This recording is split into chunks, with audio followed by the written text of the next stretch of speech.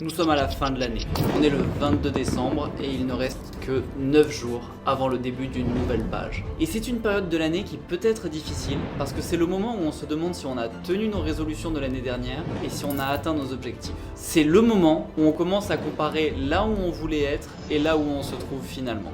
Et pour certains, c'est incroyable. Ils ont l'impression d'avoir eu une année géniale, ils ont avancé, ils ont grandi, fait des progrès, réussi, ou en tout cas, ils ont découvert des nouveautés et ils sont heureux de leur année. Mais il y a aussi un autre groupe qui n'a pas fait tout ce qu'il voulait et qui n'a peut-être pas utilisé son année au maximum.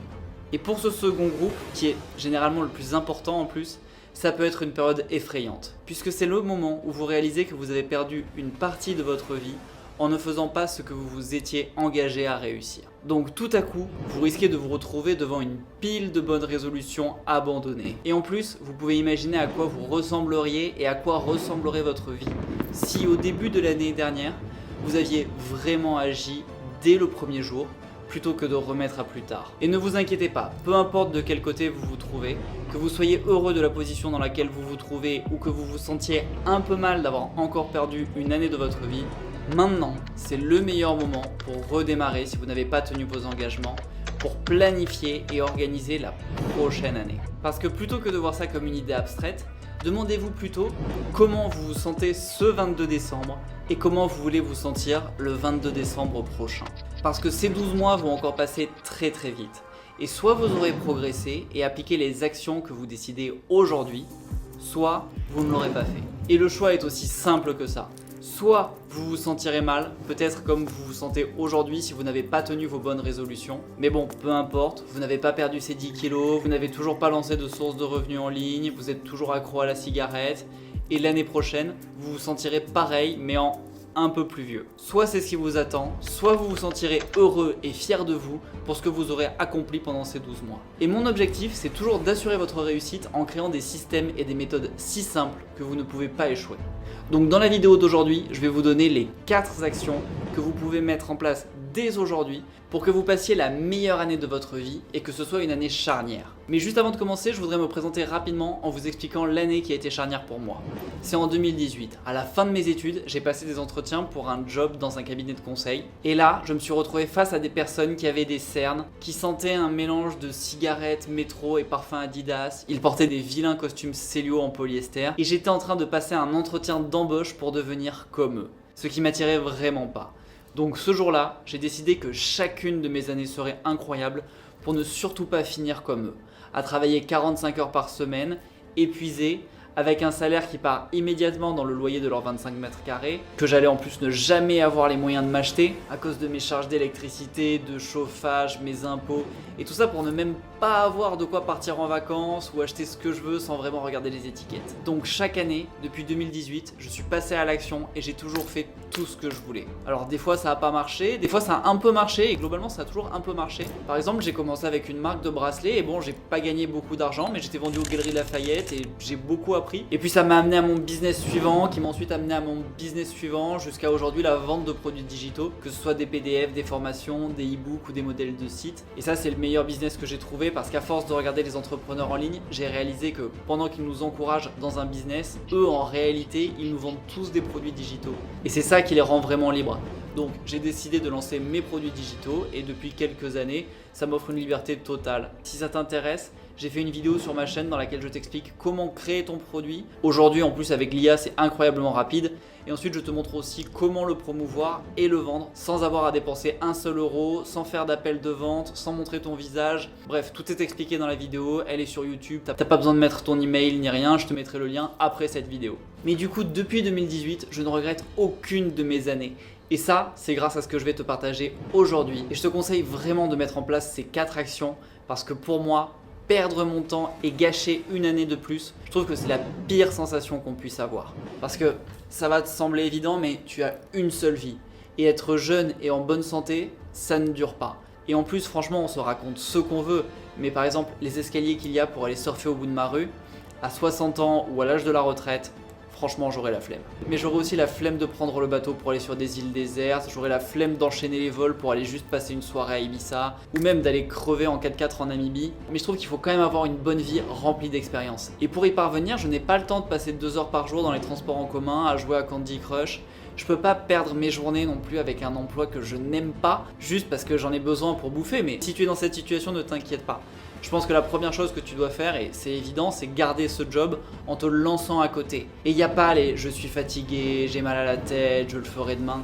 Honnêtement, ça va durer 2-3 mois. Donc il suffit de se bouger, de s'organiser, et en investissant que dalle, juste en regardant et en appliquant ce qu'on te dit dans la vidéo, tu vas passer au niveau supérieur. Et en plus, si tu te trouves dos au mur, tu ne peux aller que vers l'avant.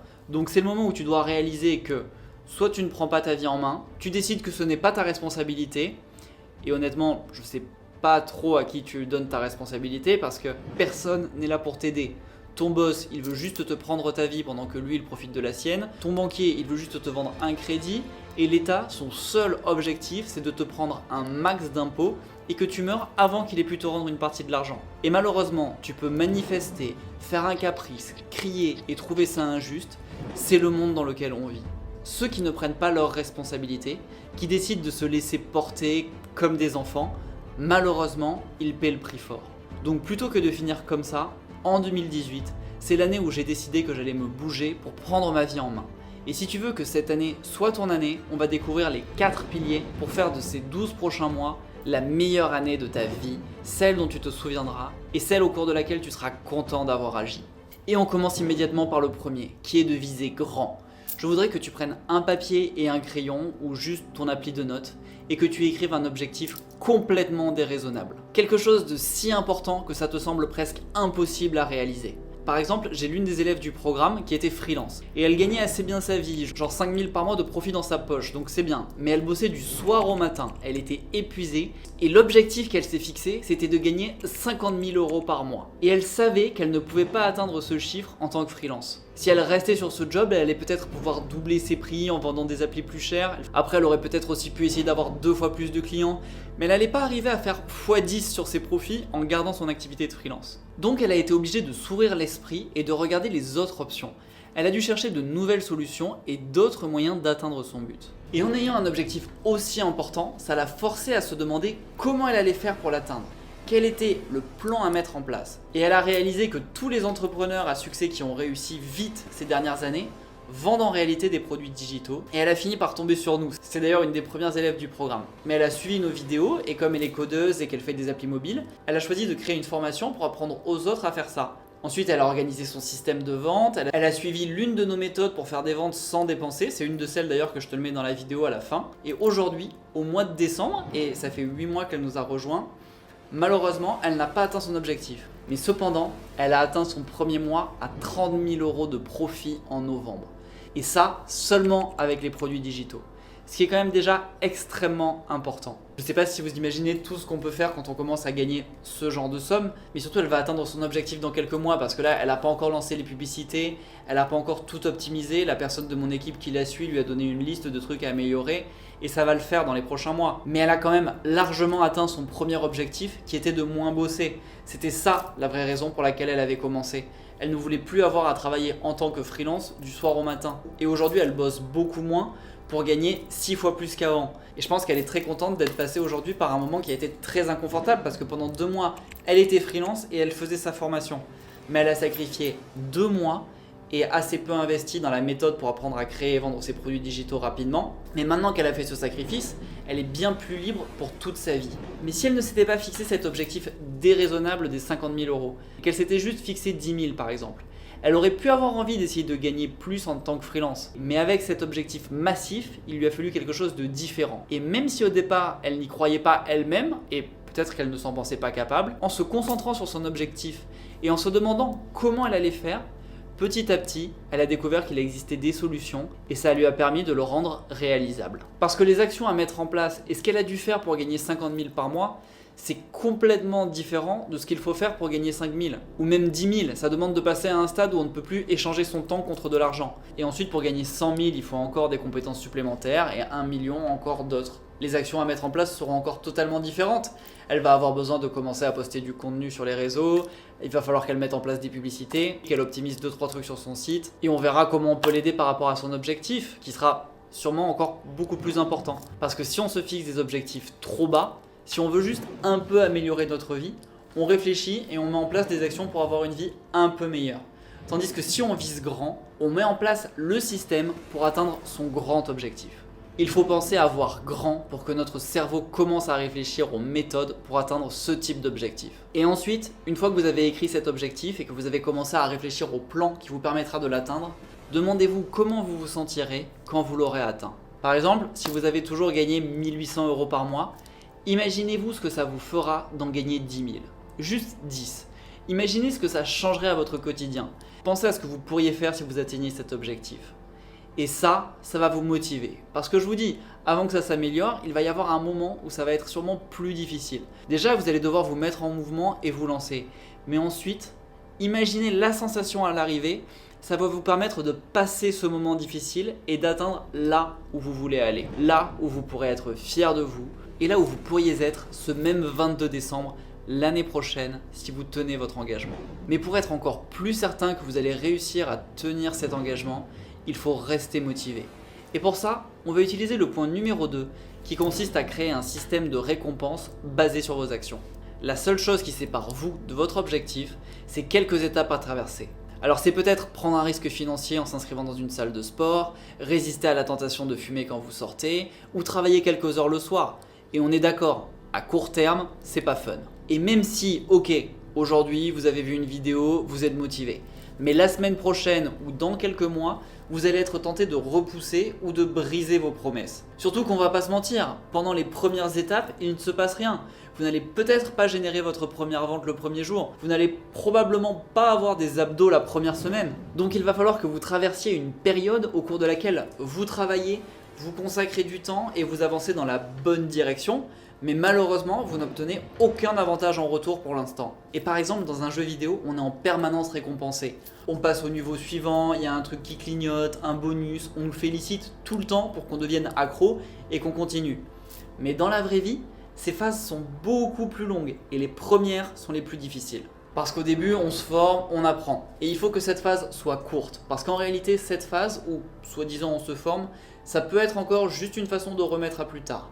Et en réalité, le point important, c'est qu'il faut se lancer. Et ensuite, au moment où on bloque, si jamais on bloque, on regarde et on apprend. Mais regarder des vidéos pour apprendre, si on n'applique pas, ça ne sert à rien. Donc on commence par se lancer. Et ensuite, on commence à voir nos abdos, où on fait notre première vente. Donc c'est un premier encouragement. Ensuite, on continue. On fait la deuxième vente, puis on fait la première journée à 1000 €. Et après, c'est de plus en plus facile. Mais au début, vous n'allez pas être récompensé immédiatement. Donc pour ne surtout pas vous arrêter pendant cette première phase, il faut que vous vous créiez une récompense selon vos actions. Et ça peut être de petites choses. Un petit cadeau, une activité que vous aimez, une sortie, un resto. Par exemple, quand j'ai commencé à vendre des produits digitaux, si j'avançais bien sur mon contenu et sur la création de mes produits et que j'arrivais bien à en lancer un par mois, si j'appliquais bien mon plan sur la journée, je pouvais aller au resto, commander ou faire une activité cool. Comme ça, j'associais le fait de bien travailler et d'avancer tous les jours à la récompense. Et l'avantage de ces récompenses basées sur nos actions, c'est qu'elles nous permettent de continuer à avancer même quand on n'a pas de résultat. Et en plus, je le fais encore, même si c'est pour des trucs assez crétins, mais par exemple, si je ne rate aucune publication sur Instagram pendant une année entière et que tous mes comptes professionnels arrivent à poster une fois par jour, même si aujourd'hui c'est un peu triché parce que j'ai des personnes pour gérer le contenu. Mais quand même, si tous mes comptes postent une fois par jour, ça veut dire que j'ai bien utilisé mon téléphone, donc j'ai le droit de changer de téléphone quand le nouveau sort. Et en plus, la réalité, c'est que si je poste sur tous mes comptes Insta tous les jours pendant un an, ça va plutôt me permettre d'acheter une grosse centaine d'iPhone à la fin de l'année. Mais même si ça c'est la vérité, j'associe mon téléphone avec le fait que j'ai bien travaillé et que j'ai fait tout ce que je devais faire. Mais plutôt que de spéculer sur combien ça va me rapporter de poster autant ou de rêver en essayant de deviner, eh bien, je sais exactement ce que ça va me permettre. À chaque publication, je mets une pièce pour mon prochain iPhone. Et en plus, bon, comme c'est quand même assez facile de poster tous les jours, je vais pas lâcher et je vais continuer. Et toi aussi, il faut que tu continues et que tu réalises que les 12 prochains mois vont sans doute être les moins sympas de ta vie. C'est le point numéro 3. Je suis vraiment désolé, celui-ci il casse un peu l'ambiance. Mais aujourd'hui, on a tendance à penser que changer de vie, ça va être facile. Qu'on a juste à visualiser, méditer et attirer à soi tout ce qu'on désire. Et bon, c'est vrai qu'il y a une réalité derrière ça. Évidemment que les gens qui ont une vie incroyable l'ont imaginé et ont visualisé chaque détail. Mais ensuite, ils ont travaillé dur pour l'avoir. Et je sais pas pourquoi, mais cette étape est beaucoup moins développée. Parce qu'évidemment, c'est assez glamour. Évidemment que je me suis vu en train de porter la montre que je voulais, que je me suis vu habiter là où je voulais, que j'ai réfléchi à la moto que j'allais avoir, à la liberté que j'allais avoir pour partir en vacances. Mais au départ, Je suis passé par les mois les plus durs. J'ai investi de l'argent pour apprendre vite. Ensuite, j'ai investi du temps pour passer à l'action. Et est-ce que le soir, j'étais fatigué et que j'aurais préféré aller me coucher avec ma copine? Oui. Est-ce que le matin, j'aurais préféré me lever à 10h? Oui. Est-ce que j'aurais préféré aller regarder un film plutôt qu'une formation? Évidemment. Mais je savais que j'allais devoir traverser ça pour réussir à atteindre la vie que je voulais. Et vous n'avez pas le choix. Cette étape, elle est obligatoire et je pense qu'il vaut mieux le savoir en se lançant. Surtout si vous avez déjà un job. Est-ce qu'en rentrant, vous êtes crevé? Évidemment. Mais vous devez quand même passer une deuxième partie de la journée à bosser pour vous. Et après, si vous êtes trop crevé à 19h, ne luttez pas pour regarder Netflix et aller dormir. Mais ensuite, il faut se lever à 5h et travailler de 5 à 8 en profitant des premières heures de la journée pour vous. Mais évidemment, ça demande de sauter la bière après le boulot, les émissions télé. Mais vous verrez, dans quelques mois, quand vous bosserez pour vous et que vous gagnerez votre salaire avec un produit digital, imaginez la liberté financière que vous aurez. Et là ensuite, oui, vous pourrez aller à l'happy hour. Mais il faut que vous soyez préparé. Oui, ça va être difficile. Mais c'est vraiment une courte période à sacrifier pour obtenir énormément en retour. Et en réalité, ces 3 ou 4 mois difficiles, les premiers, ceux sans résultat, ils vont passer plus vite que vous ne pensez. Et gardez toujours à l'esprit comment vous vous sentirez à la fin de l'année une fois l'objectif atteint. Et franchement, même si ce sont les mois les plus intenses que vous devez passer, on est en train de parler de quelques mois difficiles en échange d'une vie superbe. Et je vous garantis que ça vaut chaque instant de souffrance si vous allez dans la bonne direction. Et arrêtez de réfléchir à cette putain de direction, c'est le point numéro 4. Le nombre de personnes qu'on voit paralysées et qui hésitent à quoi faire est effrayant. Arrêtez de vous demander si vous commencez le jogging, le crossfit ou la muscu. Ou de vous demander quel produit va le mieux marcher, quelle idée est la bonne, quel business est le meilleur. Le nombre de personnes qui hésitent et qui n'agissent pas, ne font rien et laissent encore des années passer, c'est effrayant. Et ce que ces personnes ne réalisent pas, c'est qu'il n'y a pas de bon ou de mauvais choix. Tout ce qui compte, c'est l'action.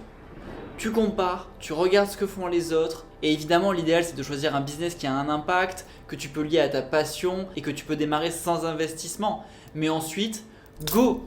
Tu te lances, tu ajustes et tu repasses à l'action. C'est le seul point important. Parce que si tu passes à l'action et que ça marche pas, tu recules un peu et tu recommences. Et si ça marche, c'est génial. Tu réavances un petit peu ou tu recules et tu réavances. Et on recommence comme ça jusqu'à ce qu'on réussisse. Mais en plus, je sais que la chose qui paralyse la plupart des débutants pour se lancer et choisir l'entreprise pour devenir libre, c'est qu'ils hésitent à quel business lancer. Et c'est vrai que tout le monde conseille des trucs différents. Mais en réalité, tous ces gens qui conseillent des trucs différents font la même chose. Ils vendent tous des produits digitaux. Donc je pense personnellement que tu devrais faire ça. Mais si un autre business t'attire parce que tu aimes créer des produits et gérer des stocks, fonce! Tu vas apprendre à vendre, à faire un site, et quand tu voudras plus gérer de stock, plus gérer les frais d'expédition et les frais de douane, tu reviendras. Mais si tu ne fais aucune action, tu resteras simplement à ta place et tu n'avanceras pas. Et franchement, regarder des vidéos sur quel business commencer cette année, c'est une perte de temps et tu es juste en train de remettre tes actions à plus tard, une fois de plus. Donc il faut que tu choisisses un business et que tu passes à l'action. Tout ce que tu dois faire, c'est commencer. Écrire un email, faire un site, lancer une publicité. Tout ce que tu dois faire, c'est le premier pas. Donc, si tu ne sais pas quoi faire, prends la dernière idée qui t'a semblé la bonne et fais ça les 3 prochains mois. Commence, passe à l'action et tu ajusteras en cours de route. Regarde, même les losers qui font de l'OnlyFans par exemple, qui à mon avis est le pire truc de débile sur lequel se lancer, mais ils commencent par ce truc, puis ils réalisent que demander de l'argent à des pauvres mecs, c'est pas un business. En plus, je pense qu'ils en ont assez de supplier à des gars qui envoient juste des photos de leur tub. À un moment, ils doivent commencer à réaliser que quémander de l'argent, c'est quand même soit un truc de clochard, soit un truc d'arnaqueur nigérian. Et ensuite, ils vendent des formations ou des produits digitaux. Donc, ils évoluent. Et après, en vrai, c'est le seul business que je déconseille vraiment. Mais je trouve que ça montre que même si tu pars sur la pire connerie, tu peux évoluer, apprendre et progresser. Pour au final finir comme tous les autres par vendre des produits digitaux basés sur tes connaissances ou sur ta passion. Et personnellement, je pense que c'est mieux de créer un vrai business dès le départ, un truc qui vend un produit comme par exemple un guide PDF avec les meilleurs restos de ta ville. Je te dis ça parce que c'est le produit que je présente dans la vidéo juste ici. Je te montre comment tu peux créer et lancer ton produit sans rien dépenser. Et n'oublie pas, si tu passes à l'action et que tu t'y engages vraiment pour cette année, je te garantis que dans un an, le 22 décembre prochain, tu ne retrouveras pas du tout la même sensation et tu pourras être fier de toi. Donc s'il te plaît, commence aujourd'hui, je compte sur toi.